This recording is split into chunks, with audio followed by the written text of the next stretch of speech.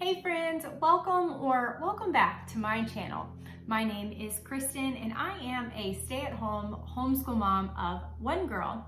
And today we are going to talk about Gather Round's book 3 of the Ready to Read series, Ice and Snow.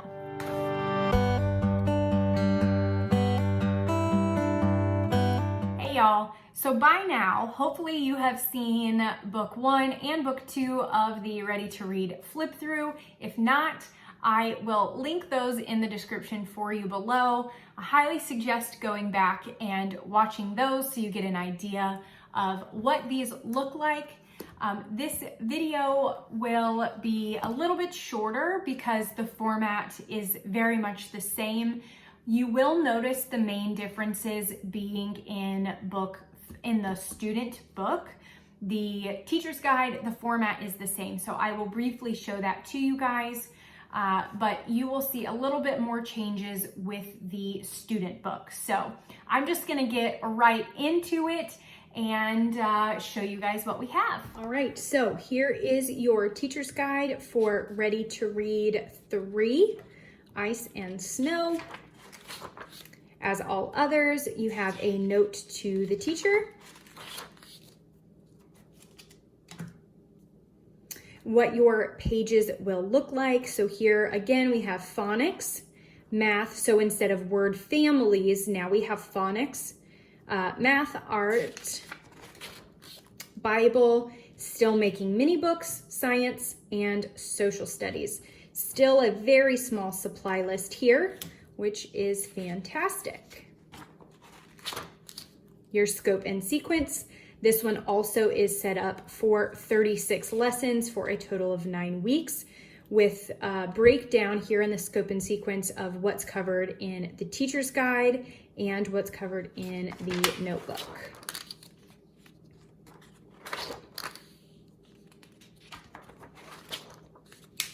Table of contents.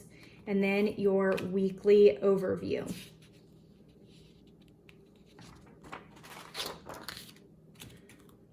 Okay, so again, this is what you read to your child.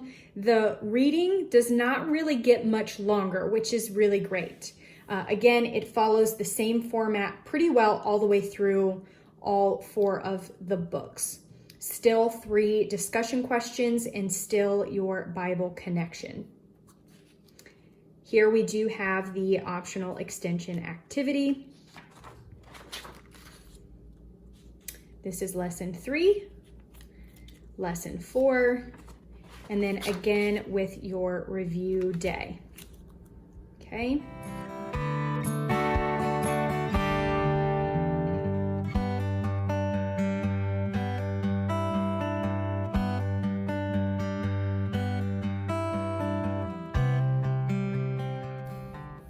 And now on to the appendix for this one. So you still have your reading log sheets. There may be other things included in here. To be honest with you, I don't remember because it's been a little while and we have completed them. So everything may not be in here. Your cutouts, same thing with this. A lot of these cutouts are actually going to be gone because we used them in our student book. Okay, so that is your teacher's guide. All right, and now your student notebook. Again, I have the binding at the top, so just bear with me as we go through here. Still your letter to your student from Rebecca. Your scope and sequence here. And your teacher's note. So this one here is very nice because it explains to you the math manipulatives, what they are, how they're used, and why it's set up the way that it is. So this is very important and this is very helpful.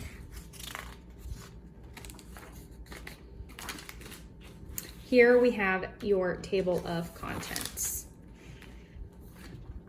All right, so now we are on to phonics. So before it was word families, now it's phonics. Still introduced very similarly as the previous ones with reading the words, but it's just got a little bit extra to it. So you still have your blend friend, color the letter, all of that stuff.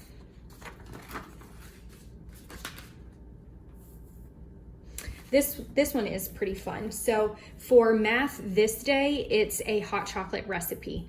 So you're using measurements, and that's counting as your math. That one was pretty fun.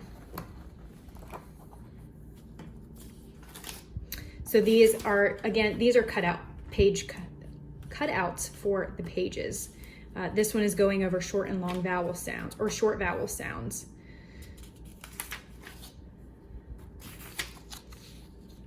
Okay, so for math here, you're working on greater than and less than with the polar bear. Super cool. My daughter still uses this and refers to it as the polar bear, so it has stuck. Okay, this now is your sight word. So if you guys remember from book 2, it was similar. We had the word search, we had the cut and paste, we had the write it. Now we've just kind of integrated those and made them on one page, and now we have 3 sight words instead of 1. It's not always 3, it's just this particular week there were 3. She is working on capitalization here and then writing the sentences or copying the sentences.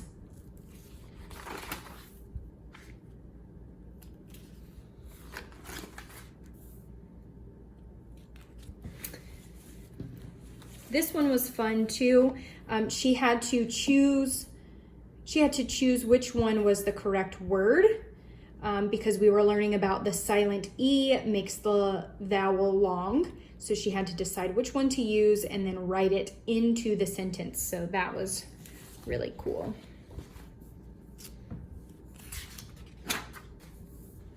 And then again in book 2, if you guys saw that video, I had mentioned the math manipulatives. We actually did not use these. While this is really fantastic, we actually already had school money, and so we just went ahead with that. That was less preparation on mom's part, and instead of having to relearn the different names for each coin, we just went ahead with pennies, dimes, nickels, all of that stuff.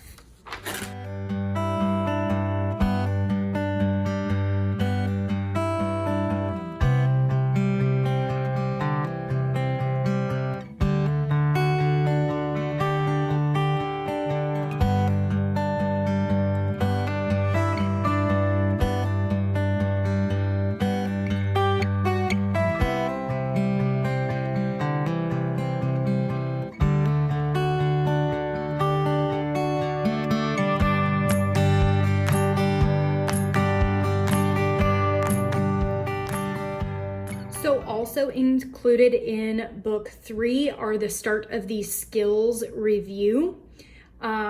This is really great. You could use these as little mini quizzes or little mini tests, or however you want to. I don't use it for that. I just use this as what it is, a review. At times I will try and have my daughter complete it independently since it's a review of things we have already learned. But I don't push that too much. If she says she needs help, I am very happy to help her. But I do try and get her to do what she can independently and then come to me, and we'll go through the ones that she is unsure of. But this starts in book 3, and so far it has carried through into book 4.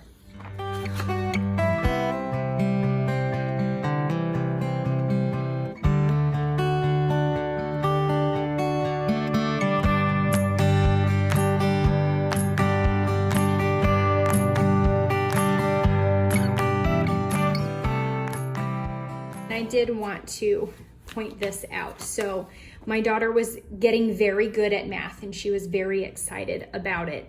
And she looked at this page and she thought she could do it herself. So the idea was go through and figure these out, and I will time you, and then try and do the second set and see if you can beat your time. So she wanted to do this, but she wanted to do it without my help. And then she wanted me to grade it and give her a sticker if she won. That's how she said it. If I win, then can I get a sticker? And this was just really, really fun for her. Obviously, she beat her time. She did a really great job. I gave her a grade. She got the sticker. We celebrated. And this was just a sweet moment of her realizing that she can do this schoolwork, that she's learning, she's gaining confidence, she did this independently. This was just a sweet, sweet thing. So I just wanted to throw that out there because this was one of my favorites from book 3. All right, y'all. So that is Gather Round's Ready to Read book 3.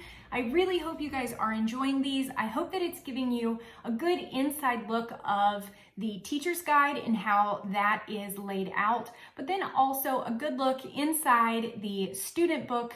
I think it's really helpful to see some of the pages completed so that you guys really get a good idea of how the information is laid out and how your child is supposed to complete those.